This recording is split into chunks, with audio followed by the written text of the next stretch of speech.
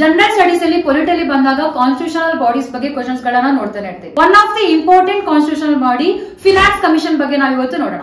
Finance commission ನಾವು ಹಣಕಾಸಿನ ಆಯೋಗ ಅಂತ ಕರಿತೀವಿ. ಆರ್ಟಿಕಲ್ 280 ಪಾರ್ಟ್ 12 ಕೆಳಗಡೆ ಇದ್ರ ಬಗ್ಗೆ ಮೆನ್ಷನ್ ಮಾಡಿರೋದನ್ನ ನಾವು ನೋಡ್ತೀವಿ.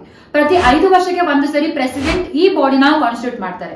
ಈ ಬಾಡಿಯಲ್ಲಿ 5 ಜನ ಮೆಂಬರ್ಸ್ ಗಳು ಇರ್ತಾರೆ. ಅದರಲ್ಲಿ ಒಬ್ರು ಚೇರ್ಪರ್ಸನ್, ಇನ್ನು 4 ಜನ ಮೆಂಬರ್ಸ್ ಗಳಾಗಿರ್ತಾರೆ.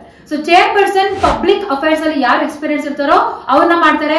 ಇನ್ನು 4 ಜನರ ಕ್ವಾಲಿಫಿಕೇಶನ್ ಬಂದು ಹೈಕೋರ್ಟ್ ಜಡ್ಜ್ ಅಥವಾ qualified to be high court judge ಆಗಿರಬೇಕು, ಅಥವಾ special knowledge in financial matter, and third one experience in financial matter, and fifth one is special knowledge in economy ಆಗಿರ್ತದೆ. ಈ ಆಯೋಗದ ಫಂಕ್ಷನ್ಸ್ ಬಂದ್ಬಿಟ್ಟು ಸೆಂಟರ್ ಕಲೆಕ್ಟ್ ಮಾಡುವಂತಹ tax ಗಳನ್ನ state ಮತ್ತೆ ಸೆಂಟರ್ ಕೆಳಗಡೆ ಯಾವ ತರ ಡಿಸ್ಟ್ರಿಬ್ಯೂಟ್ ಮಾಡ್ಬೇಕಂತ ರೆಕಮೆಂಡೇಶನ್ ಕೊಡ್ತಾ ಬರುತ್ತೆ.